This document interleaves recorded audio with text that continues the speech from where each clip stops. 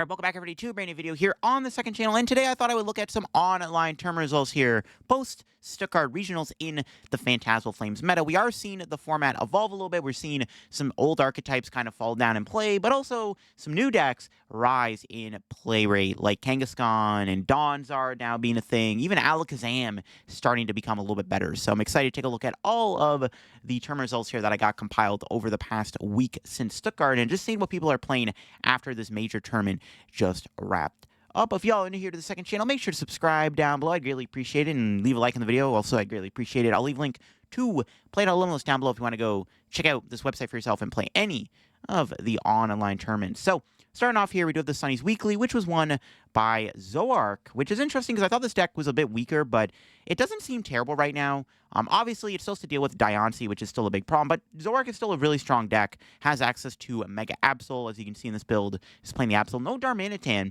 also no hand disrupting cards to go with the Absol, no Zerosic or Eerie or anything.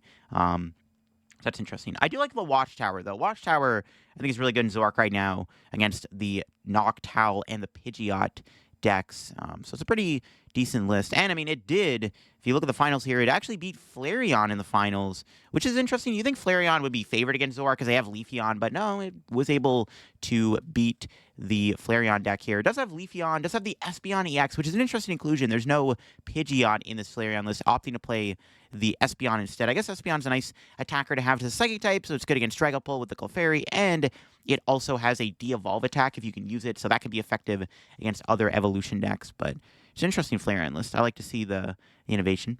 We had a couple Poltnors here in the top 4. This one had a Hilda and a Dawn split. I mean, Poltnor is still good. It might be a lot better now, actually. Dragapult might see a lot more play just because of Donzard becoming a thing now. Maybe we'll see more Dragapult explode on the scene. This Dragapult build in top 4, play 2 Dawn. I know a lot of people were kind of skeptical on the Dawn, and Dawn is still kind of up in the air as to whether or not it's actually good in Dragapult.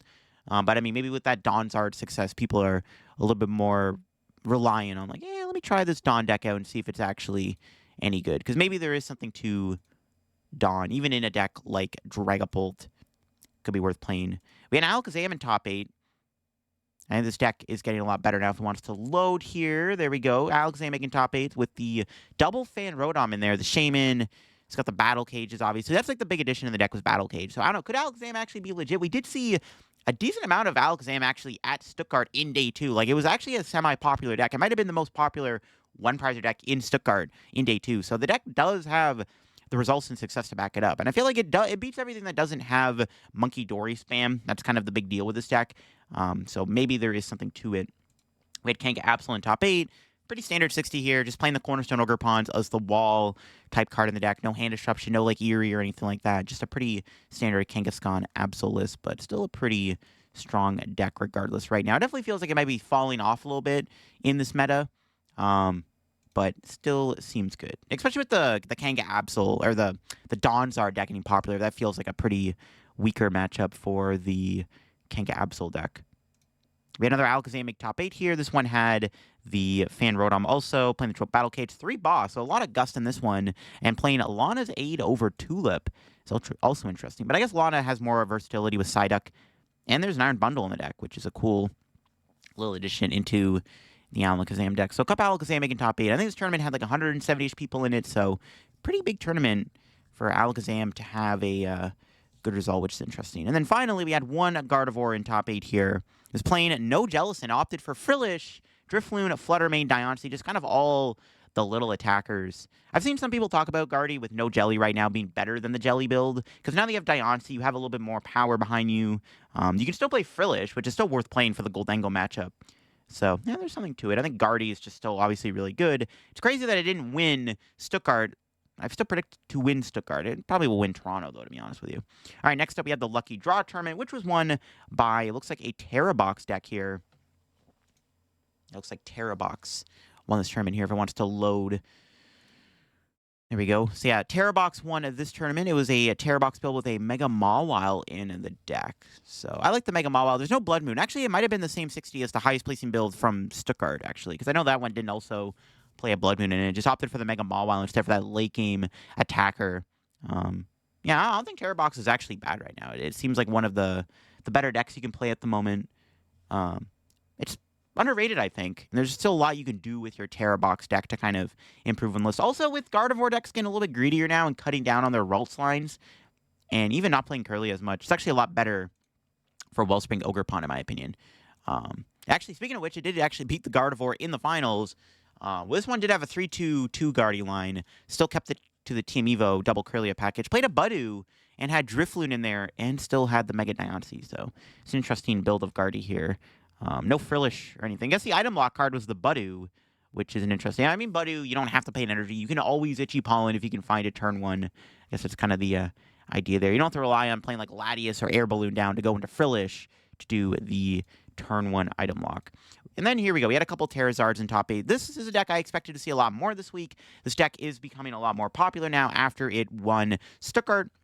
I went to my locals yesterday, and I played Pulsard. I won the tournament, but there was a lot of people playing Donzard because everyone's just trying the deck out. They want to get a feel for the deck and see how good it is. I think the deck is actually really good. This might be the same 60 from Stuttgart, actually. Pretty similar list here. I think one thing a lot of people were agreeing upon was adding a Pidgeotto into the deck. This one didn't add Pidgeotto, but yeah, Donzard, a couple more in here in top 8. We had another one here in top 8. Again, might have just been like the same 60 as the one from Stuttgart. Just people are playing it, just seeing how it feels right now in the format. So we're going to see a lot more of the Donzard deck. I don't know how much more innovation the deck can really get, though. We had a Joltik box here in the top 8. It's another decent deck right now. I think Joltik box is fine. It's got the Mega Mawile in there, no Clefairy. Just went back to the old Mega Mawile strat. I think the one thing with the Joltik box deck right now, though, is that it might be a bit weaker into Donzard just because they have Briar and Tropicos, which is actually pretty deadly against your deck, and they have Ghosts. They can like kill Joltik. Their prize map can be like literally 1, 2, 3. But Joltik box does have Iron Hands, and Iron Hands is still just a really good card right now in general. So still just a good, strong Lightning deck. We had a normal Charizard Pidgeot deck make the top 8 here. It was actually the Tord build with the Mega Charizard. So people trying out Tord's deck here. I like it. The Tord deck was pretty cool. I played it. It was fine. Or I did a video on it. I don't think it's a bad deck. I think a lot of people are agreeing upon, though, it is kind of underwhelming.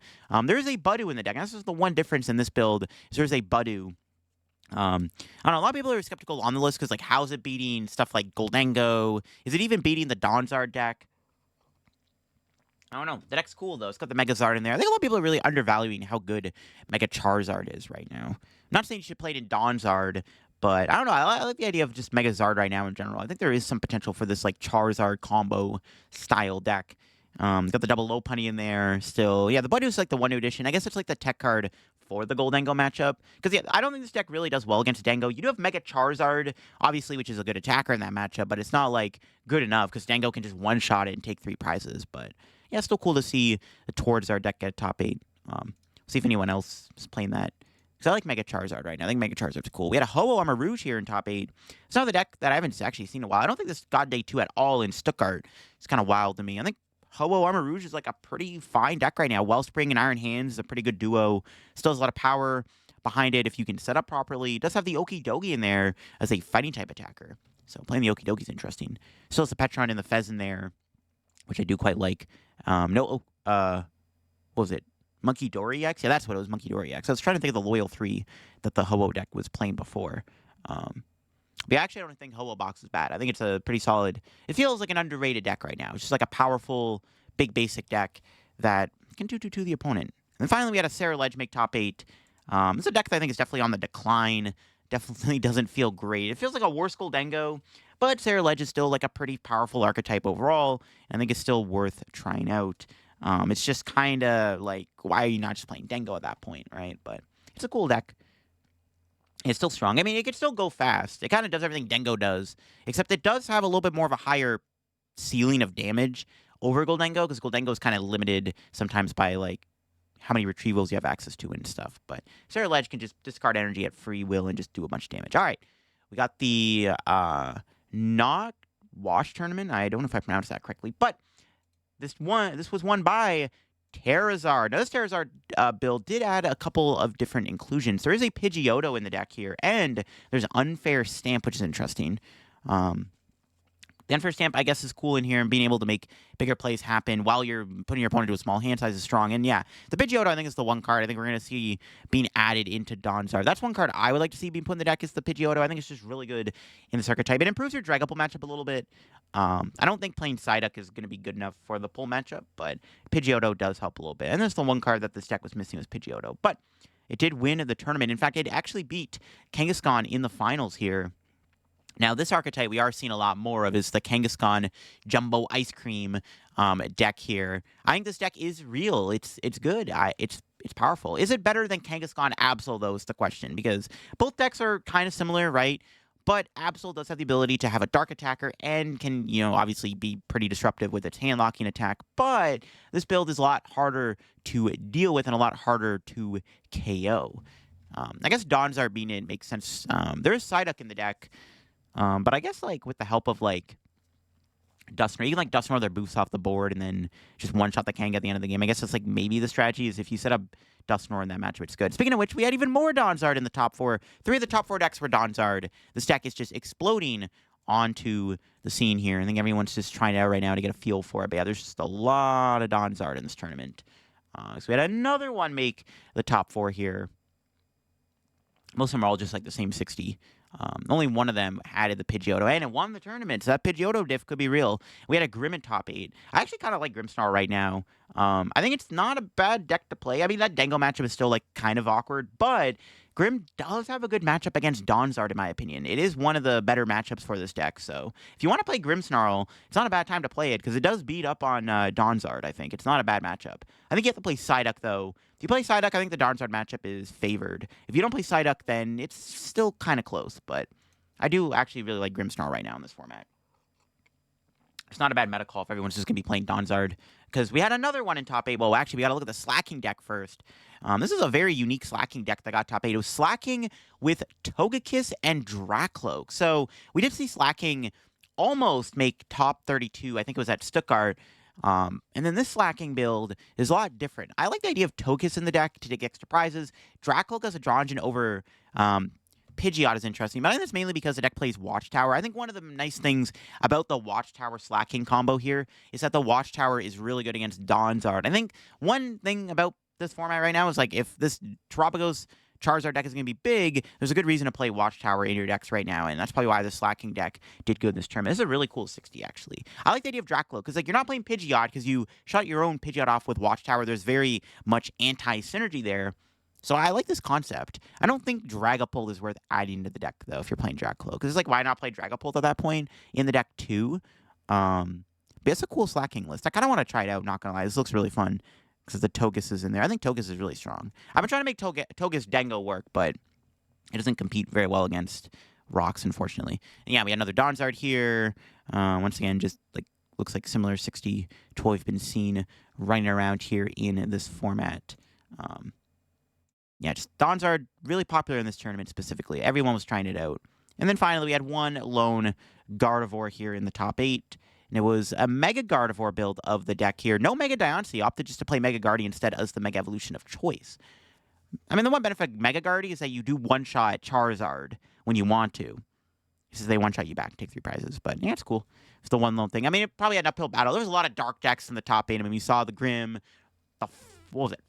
4 Donzards, 5 Donzards, something like that. Just a lot of Donzard for this deck to compete against. Yeah, 4 Donzard and the Grimm in top 8.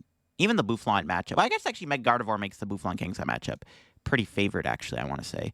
All right, next up we have the ASR Cristiano tournament, won by Pultnor. Yeah, I wouldn't be surprised if we saw more Pultnor just because it does beat Donzard. This one was not playing any new cards, just very standard and straightforward build. Might have been the same one from Stuttgart that got second place. It's a pretty good Dragapult 60 if you're going to play Dragapult right now. It seems like the best way to play the Pult. It did beat Charizard in the finals here, and it was the Monkey Zard deck, the Slow Zard deck, I guess as people call it, with the Monkey in there, no Dusknoirs or anything. I did play a Moltres in the deck over... Well, actually, I had Moltres and Chi-Yu, so it had a little bit more firepower alongside having the Defiance Band and the Unfair Stamp. So you probably have a decent Dango matchup with those two. Then you get the Monkey Dory in there with the Dark Energy. The double Mist Energy is really good, too, for the pull matchup. It still lost to Dragapult, ironically enough, in the finals, but the matchup can still be kind of sketchy. We had a Grim in top 4 here, and it looks like it was Grim Gengar. That's pretty cool to see. Grim Gengar is a cool deck. I've done a video on this deck before. It's not bad. Gengar, I think, is underrated. Again, if only it got day 2 at Stuttgart, every new Mega from Phantasmal Flames would have debuted a Limitless page at the first regional. But I like Gengar. There's definitely potential to it, for sure, and then Grim's not a bad partner for it. There's no Frostlass in the build. That's like the one thing. You don't kind of have that like free agency spread of Frostlass, but Grim is still just a really strong attacker. We had Django make top 4 here too. And Django's not bad. It's kind of like Joltik Box where you're a really powerful deck, but you do still fall victim to plays like against Donzar with the Dusknoirs and the Briars. And obviously Diancie is a big problem too, because now Guardy can high roll turn 2 Diancie against you and kind of run you over. But you do have the gold Django to counter them. So Django might be slightly better than... Yeah, maybe Django is slightly better right now, actually, than the regular Joltik Box deck, just because Django's a better response card to the Diancie play. So maybe there's something to it. We had Dragapult make top 8 with an Elgem in the deck. It was a straight Pult deck with Elgem and Maractus. So, that's interesting. No Ghosts at all in the deck. No Dusclops, no Duskull, or no Dusknoir or anything like that. The Elgem's kind of cool. I mean, Elgem does have a decent home right now in the format. It's good in the mirror. It can be very disruptive and annoying to deal with, so makes sense why it was being played in that build. I kind of like it. I mean, Straight Pull's cool. It's probably just weaker than Duskbolt overall. Then we had a couple of Dango Rocks here. This one was playing Mega Lopunny with Lavencia. I like it. Lopunny's not bad. We'll see if this other Dango Rocks build here below it also had anything cool, if people are still playing the Lopunny or not. This one did also play Lopunny. No Lavencia, though. Opted to play the Lana's 8 instead. But yeah, had the Lopunny. So a couple of Lopunny Dango Rock decks here in the top 8 of this tournament. So we'll have to see if Lopunny becomes more common in the deck overall, right? And then we had a Blood Moon Rocks deck here also make the top 8. That's cool to see. It's another decent one-prize deck if it wants to load here. Sometimes Limitless is a little bit slow. All right, yeah, there we go. Finally loaded. We got the Blood Moon Rocks deck with a Hitmonchan in the deck. That's an interesting inclusion. It's got Erica's Invitation in the deck. Erica's Hospitality. That's a draw supporter. It's a pretty good draw supporter, though. It's a cool little deck here. I think it's a fun one-prize deck. You know, seems good. I think it's worse than Alakazam overall, but it's still very strong, in my opinion. And you also get access to rocks, which are good. So, it's cool stuff. All right, next up we got the Moji's Dojo Tournament, which was won, actually, by Alakazam. Speak of the devil, Alakazam did win this tournament here. Take a look at the list. Had the Doduns in there with the Fan Rodom, Triple Battle Cage. The Tulip was in there. I actually had a Giacomo with the Enhanced Hammer to help against Mist Energy. So if they try to put too many Mists in play, you can move all of them. Also, Giacomo does have a good home against Dragapult to slow them down. I actually don't hate the idea of Giacomo in Alakazam. Seems pretty good. Because, yeah, it's good against Mist, and then you can use it against Dragapult to get rid of their extra energies, too.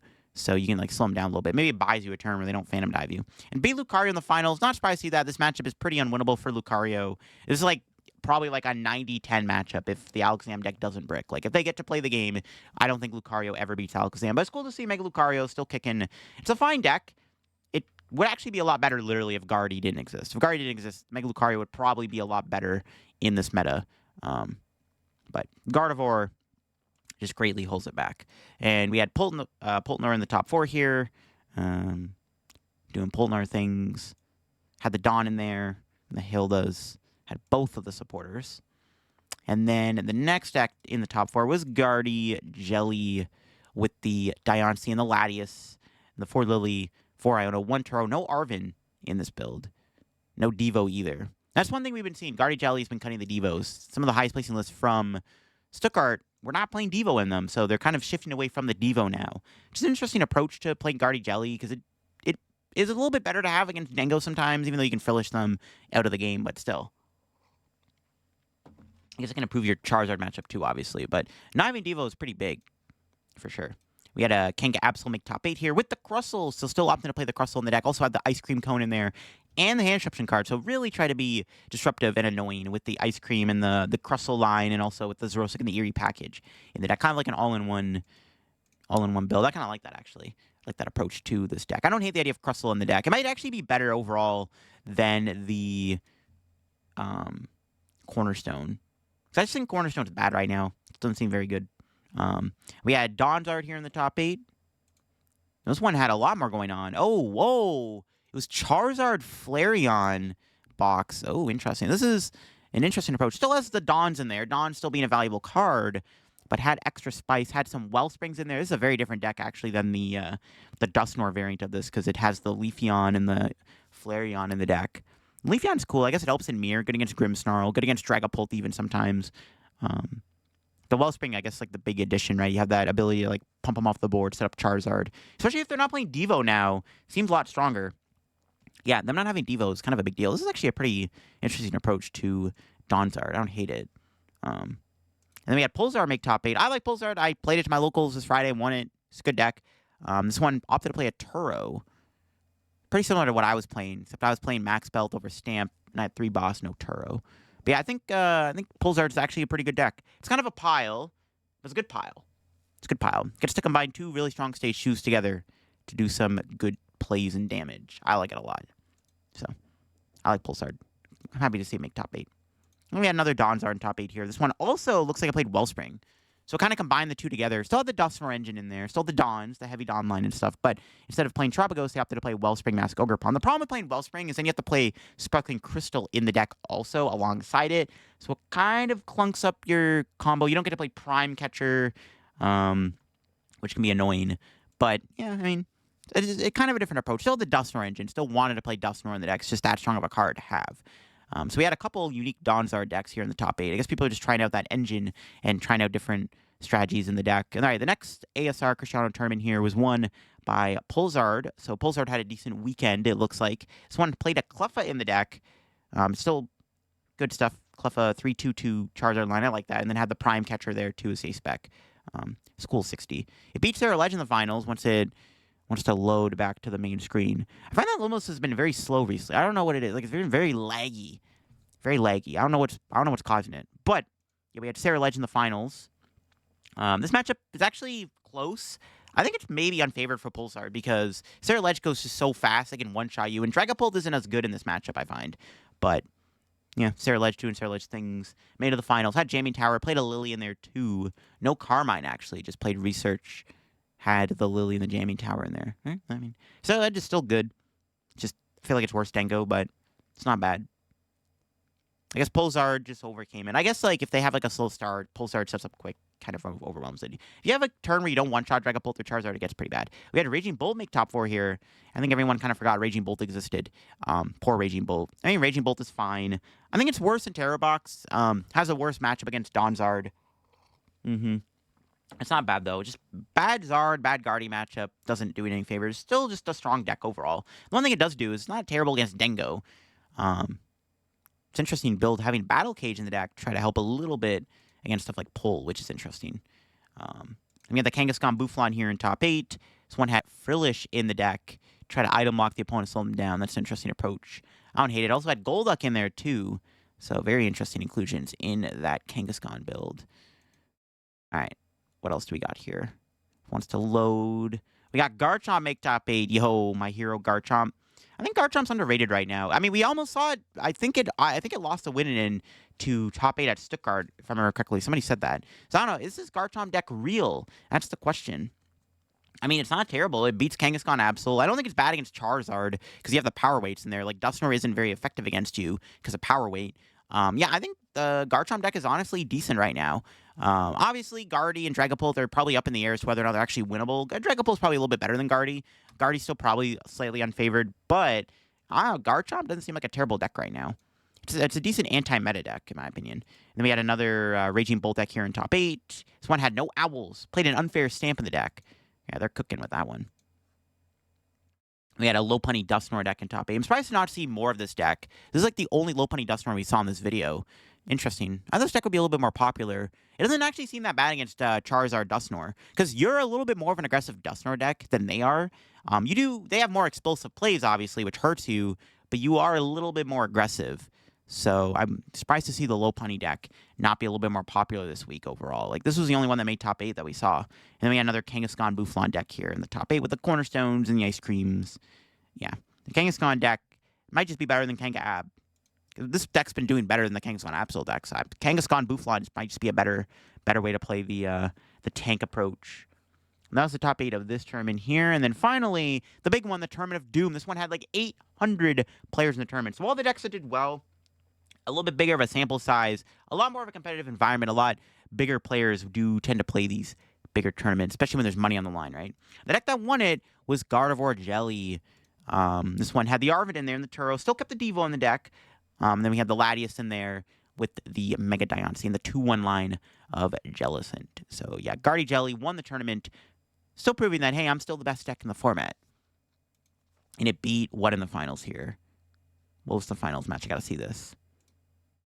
It was against Terra's or Donzard's. Yeah, it actually beat Donzard. This one even had the Pidgeotto. I mean, this matchup I think is, it's probably favored for Donzard. It's just item lock definitely can get in the way. And then obviously Devo is a big problem too. Especially when they're playing one Charmeleon, Devo can be a bit of an issue. I mean, this deck is supposed to be favored against Guardy. I don't know, though. It ended up beating Donzard. I'd have to watch the finals back to see what happened there. But yeah, Donzard had a good weekend, though. Got second place in a giant online tournament after winning regional. Saw a lot of play this weekend, or this week in tournaments. Definitely had a good week. We had another Dengo here in top 4 with the Lavencia and the Mega Lopunny. So yeah, Lopunny looks like it's here to stay in the Gold Dengo deck for sure. So everyone's on that now. Another Guardy Jelly made top 8. This one also had no Arvin, and kept the Devo, though. I guess that's the one thing in that one. It was Cal Connor. Cal Connor playing Guardy Jelly. Pardon me. All right. Another Poltner here in the top 8. Let's see this one. Yeah, it might just be literally might just be the 60 from Stuttgart, or maybe like one card different. Yep. I expect to see a lot more Dragapult this weekend, or this week, just because of how everyone was just playing Donzard, right? Another Dengo made top 8. This one didn't play Lopunny, didn't play Lavencia, played Lana's Aid alongside the Hops Cram. So there's that. And the 4-3 Dengo line. So a lot of people are just cutting down on the Dengos now, going to a 4-3 count instead of the 4-4 count of the Dengos. We had the Dragapult Blaziken deck make top 8. That's really cool to see. This deck's really sick.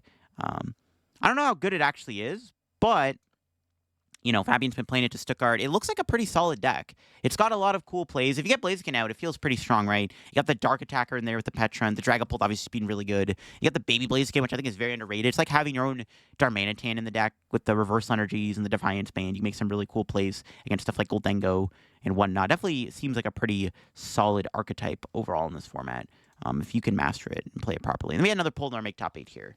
This might be literally the same 60 from Stuttgart. That's probably the best 60 to play right now if you're going to play Polnar.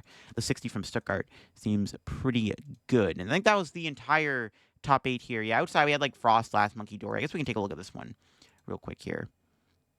Yeah, it was Frostless Monkey Door with the Tinglu. Okay, I was just wondering if they had the Tinglu or not. I was curious to see what that build had. We haven't seen that deck in a while since Phantasmal Flames dropped. But there you go. Those are the tournament results for this week after Stuttgart Regionals, the online tournament results. The big stories, everyone's playing Donzard. Everyone's trying out the deck to see how good it was.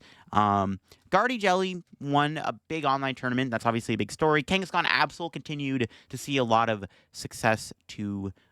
So, yeah, I don't know. It's a cool, cool environment we're in. We're seeing a lot of Charizard right now.